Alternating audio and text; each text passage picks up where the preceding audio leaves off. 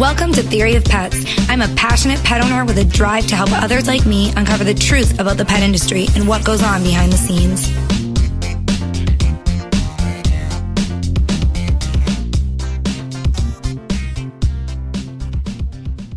Have you ever thought about giving your pet a massage?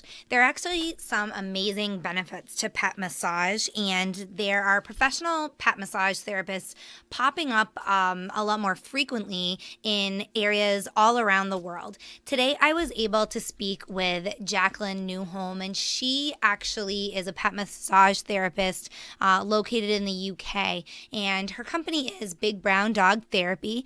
It recently celebrated its first birthday, but Jackie has been involved in pet massage for much longer than that. I was able to speak with her today about the benefits, and she gave us some great tips for anybody who's interested in massaging their pet at home. So let's check out what she had to say. I actually hadn't owned a dog before until about 9 years ago when I got my first dog.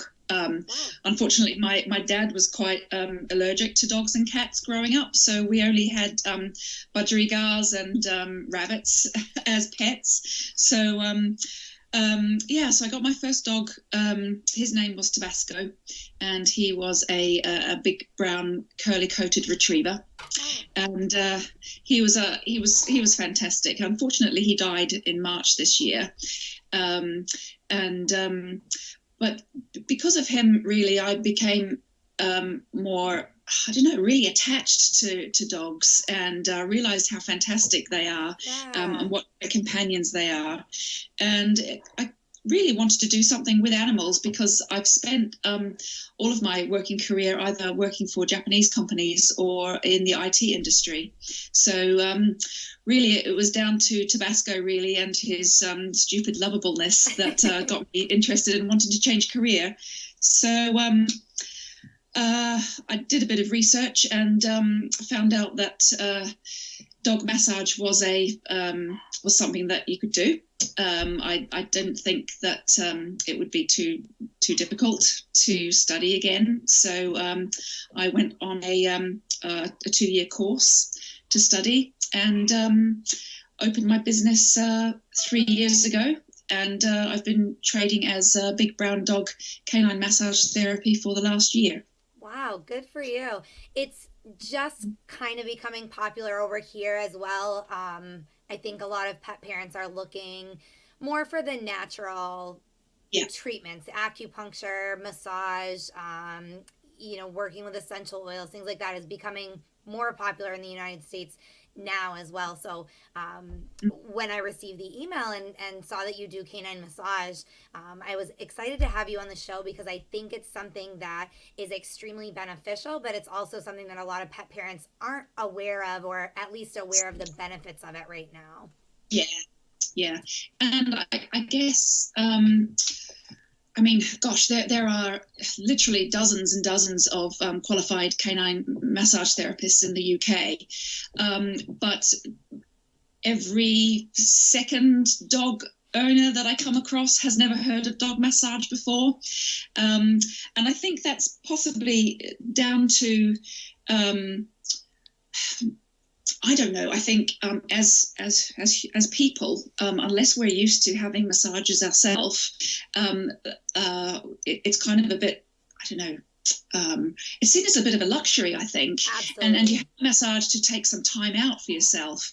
And really, the treatment that you get is more of a time out, no hassles, no mobile phone, it's just a relaxing environment.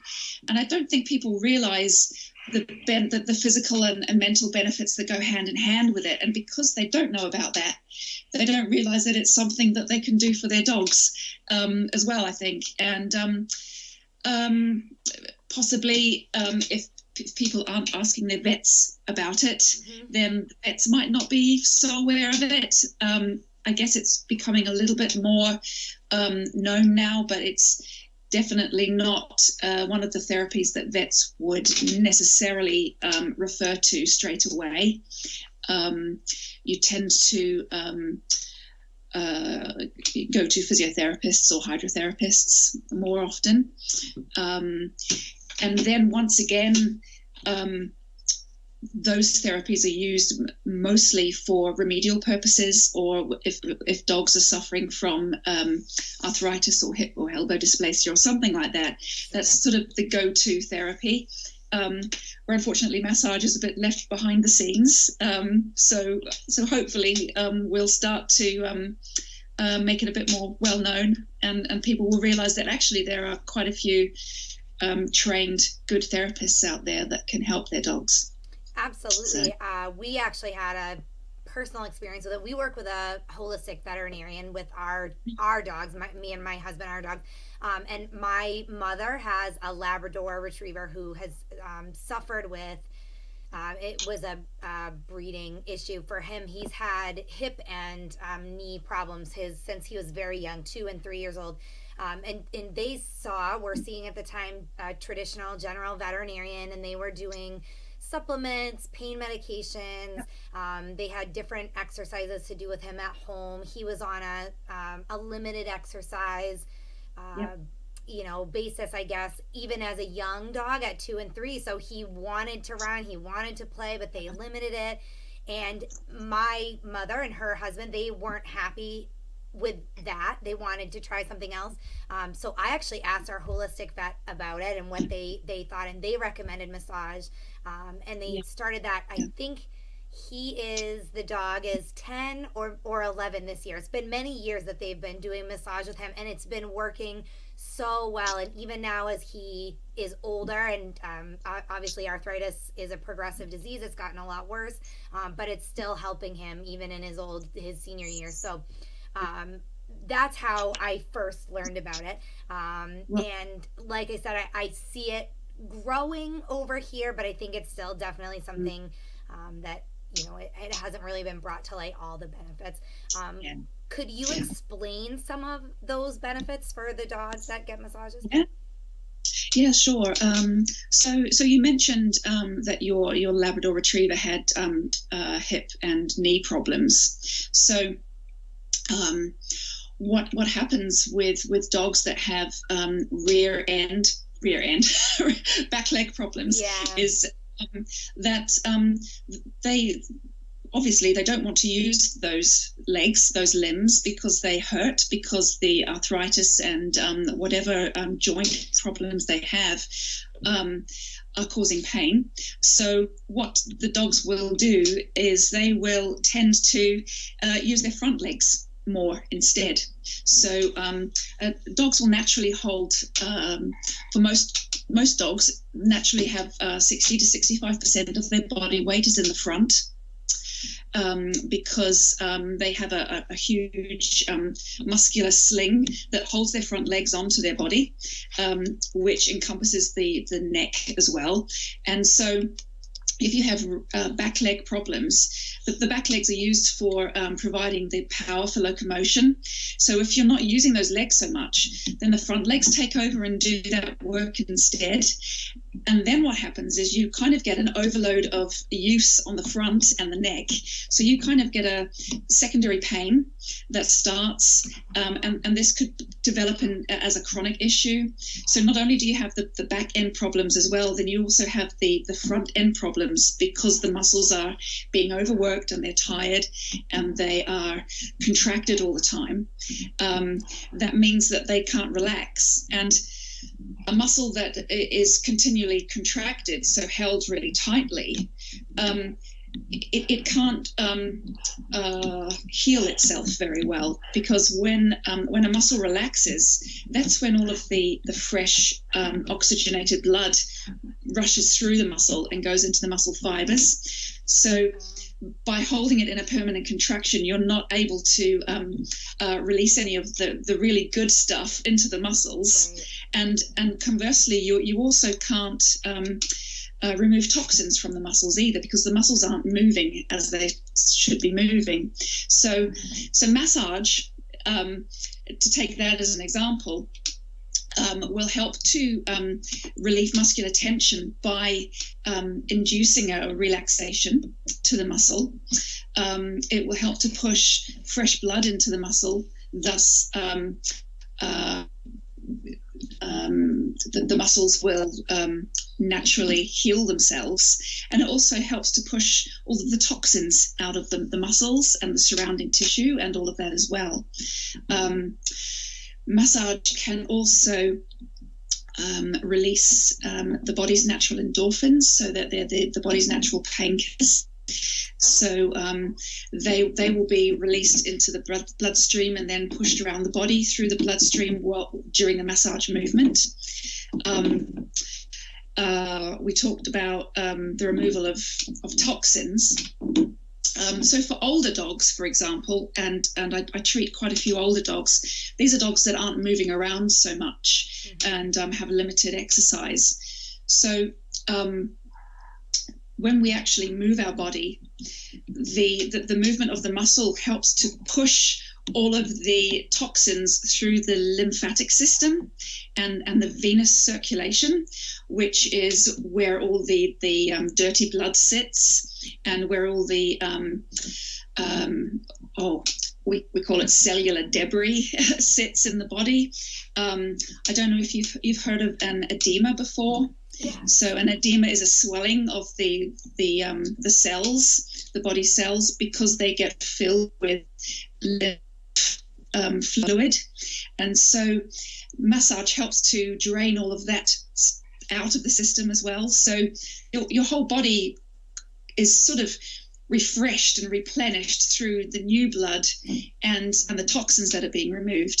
And it's fantastic for the older dogs that aren't very mobile. And I don't know, if you go for a run or do some exercise or have a dance or something like that, you feel so much more energized. And that's because the body's cleaning itself, because the toxins are all being removed, and you're releasing really good stuff in there that makes you feel good. So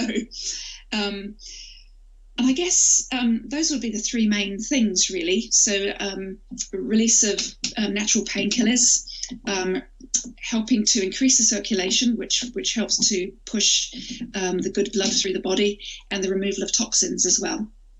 And obviously then the release of muscle tension, which helps to improve mobility. If you... I had a knee operation a couple of years ago, and because I wasn't using that leg so much, it would hurt when I would use it, because I wasn't getting the range of motion with that. So along with some massage techniques, where I was taught, we also do some range of motion movement exercises as well, which basically you're just moving the dog's leg backwards and forwards, just to help lubricate the joint and to keep everything moving. And because without movement, you won't get the natural healing happening. Right. Yeah. So excellent. It's amazing. Yeah. And you touched on, arthritis, that it can be very beneficial for arthritis. Are there other specific health conditions that massage can benefit?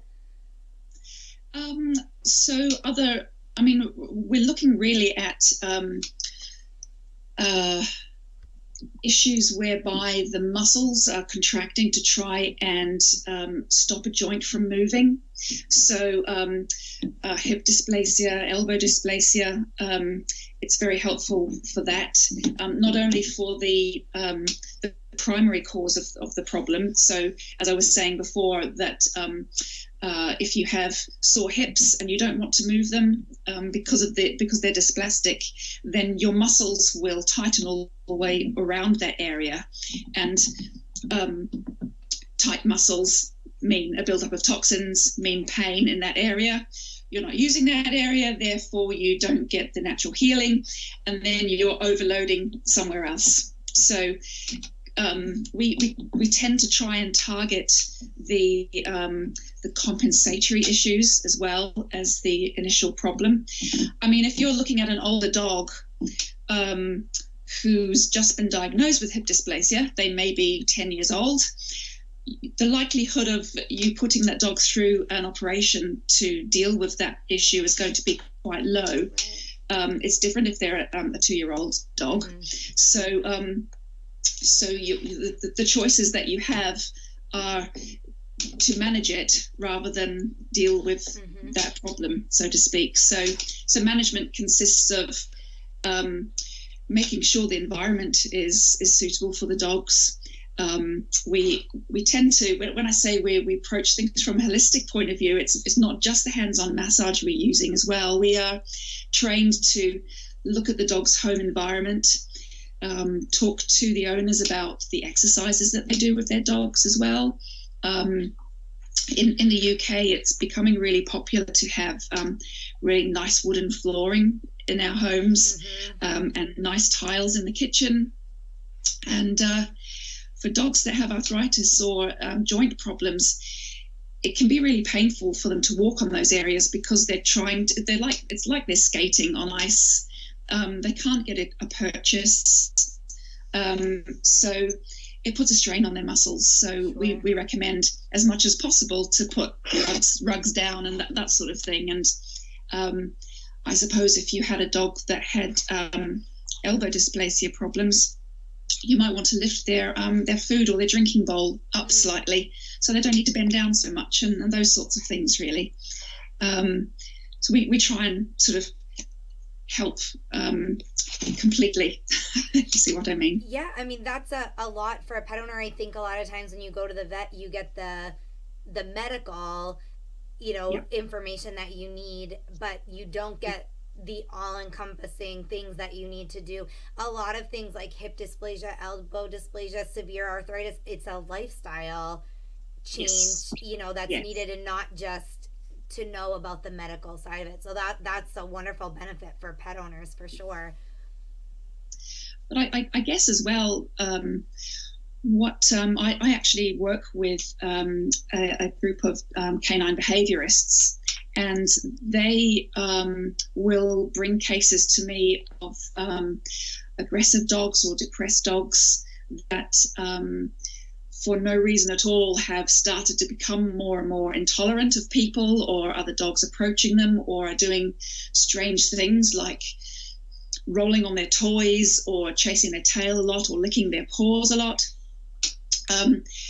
And sometimes the underlying cause of this can be muscular pain.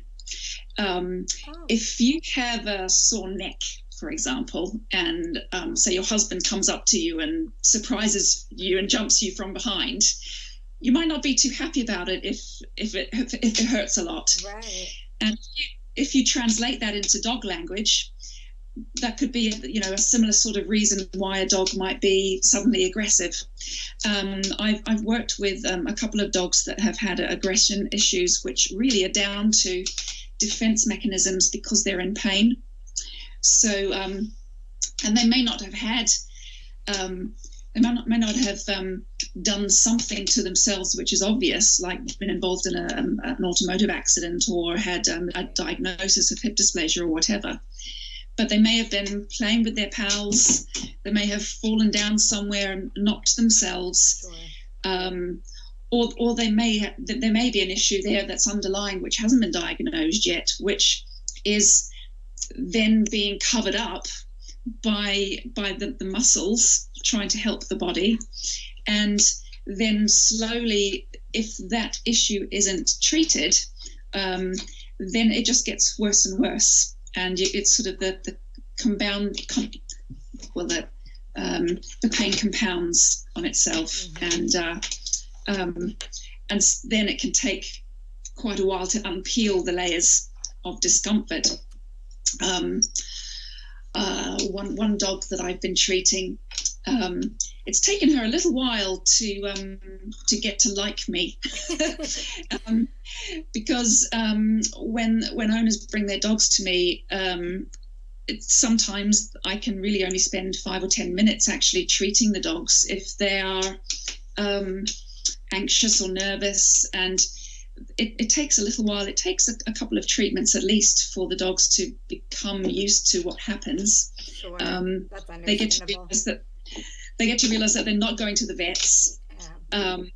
I do all my treatments on the floor so that the dogs aren't up on a table, which sometimes resembles the vets, for example.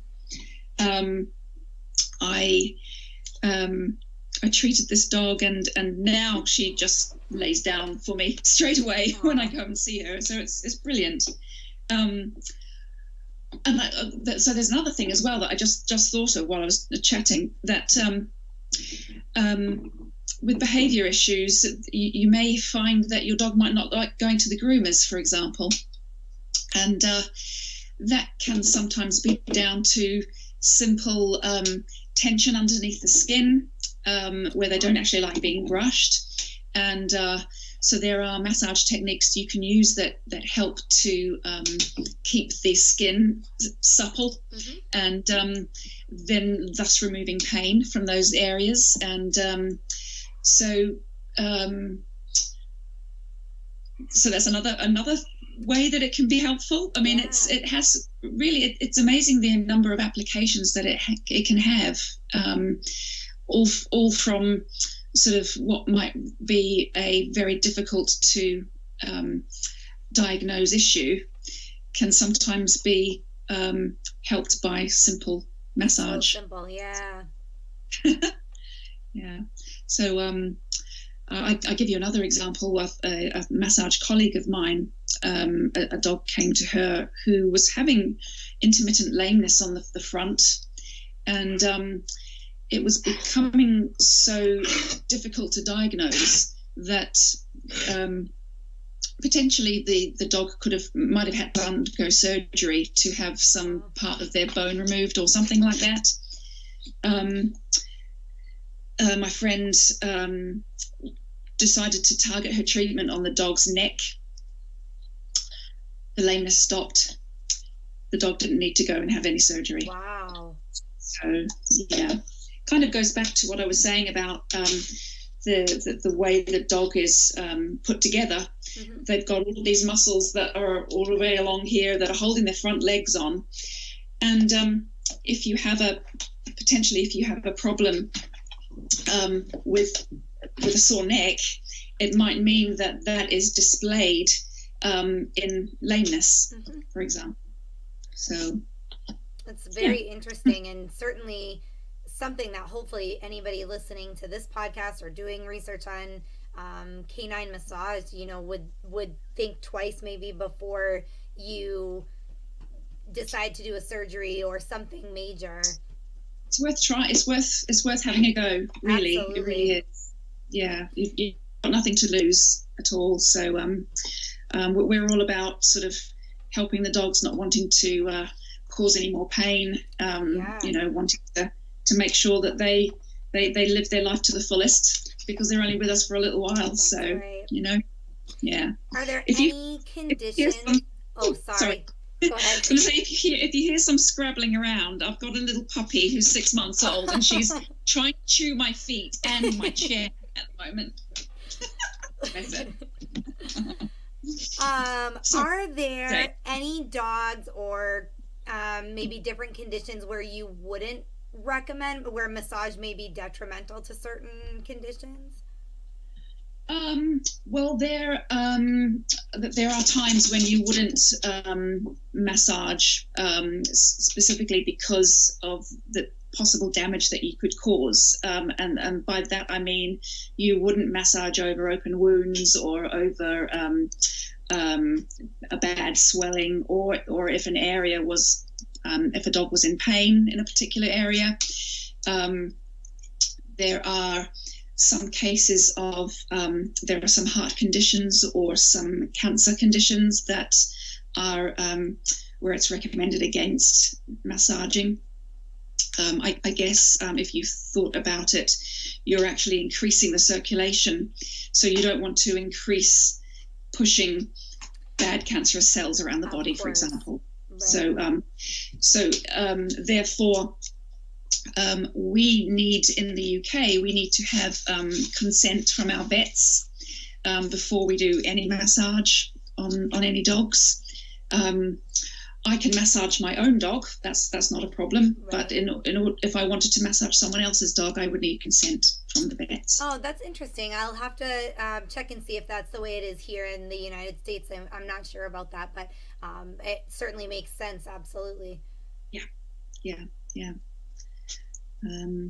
And we also use massage as well to help sporting dogs. So gun dogs, dogs that are in obedience competitions, showing or agility on flyball, that sort of thing. We're coming to the end of our agility season in the UK at the moment. So we'd like to recommend that dogs are given a bit of a check over muscularly, because all of these different dog sports have their own set of compensatory issues that dogs will get. It means that we give the dogs a bit of a chance to have a rest during their off season, and that we can try and help to treat any muscular issues that may have arisen during the competitive season. What I also do as well is I like to try and teach people to warm up and cool down their dogs before they take part in any activity. So, crikey, we wouldn't run a marathon without warming ourselves up first. Of course, right. We wouldn't perform a gymnastics competition without warming our muscles up. And it's exactly the same for the dogs. Doing any activity with cold muscles and cold tendons and ligaments can only potentially lead to injuries.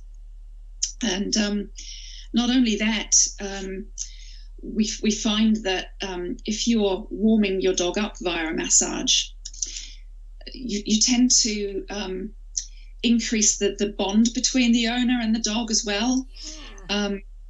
So that's sort of another plus point that the massage can give you. You're sort of really releasing all of the bonding chemicals as well when you massage. I can't remember what they're called now. I've forgotten the word, but it's the body's such an amazing thing. It's just amazing. Absolutely. So that's what I like to try and instill in people if I can, if I know that they are competing with their dogs as well. So yeah, that's a great bit of advice. I know a lot of people, even if they don't compete professionally, they do maybe some agility or obedience things in their own yard just to burn some energy with their dogs. So that's a great point. Yeah.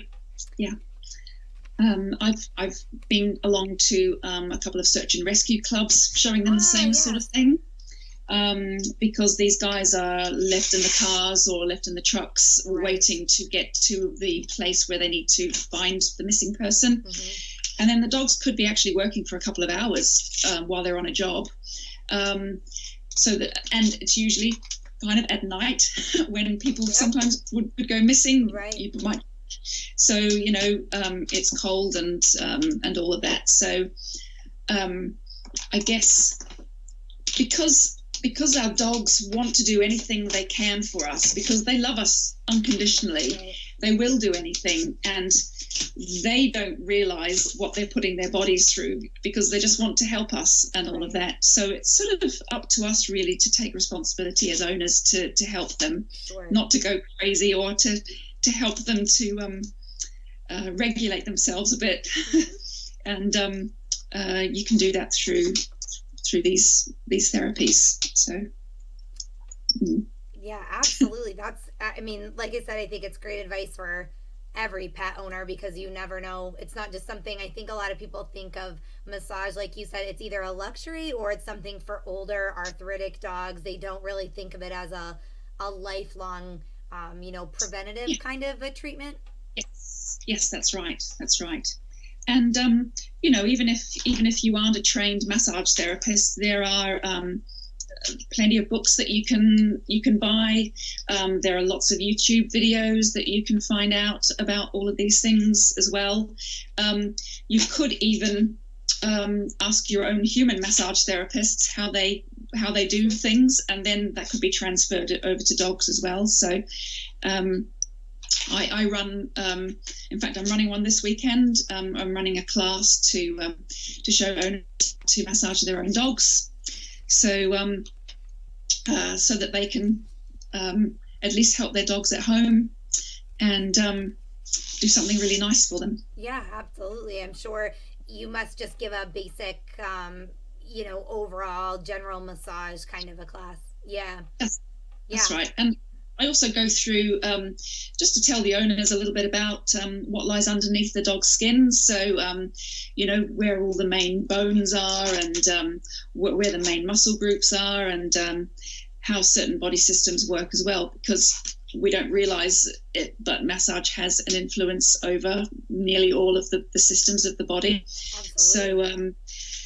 So it's there's a bit of theory and a bit of practical. So I think people go home with armed with more information, and hopefully with calm and stressless pooches as well. Yeah, absolutely. And the other thing as well is just to say that with the dogs that I've treated, I've been treating a 16-year-old Jack Russell, and he's just amazing, and he's sort of turned into a bit of a puppy again, really.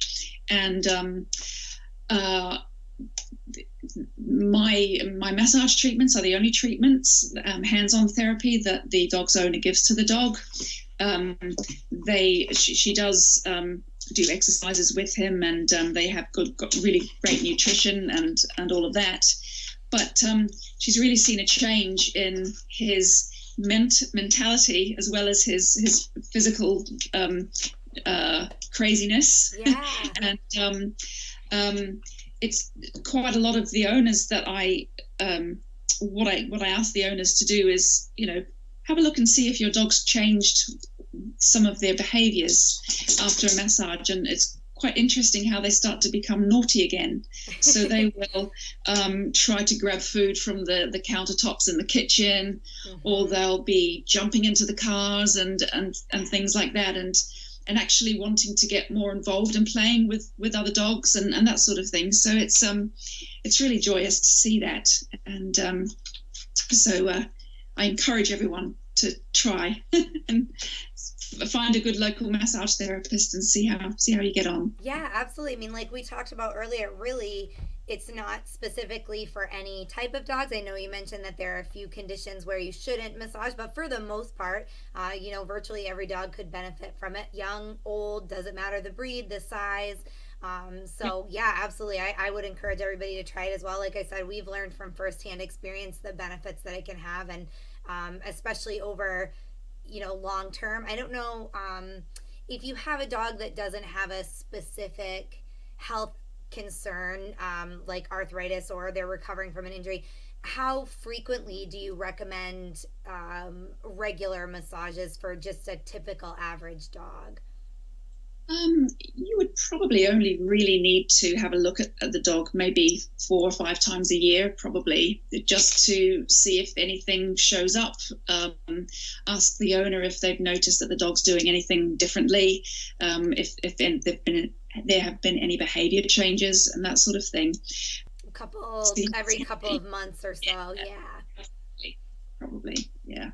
It's when we're massaging the dogs, we would feel for areas of heat or cold, or we would have a look to see how supple the skin is, for example. And so when you can highlight those sort of areas, when I was saying before about although a dog may not have had a serious injury or accident, they might have fallen over or walked into a table or something. What that will do is you'll get some bleeding underneath the skin, which then may form into scar tissue, which then might have an effect on the muscle working.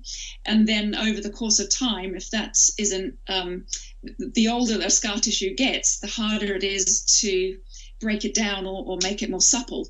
So therefore, it's useful to have some sort of maintenance 4 or 5 times a year. Sure. To just attend to these things. I guess it's a bit like having a pedicure or something, like, every so often, or go along when you have a massage yourself. And it's as I say, even once a week would be fantastic. I wish I had a massage once a week. Right? Yeah. Myself. Absolutely.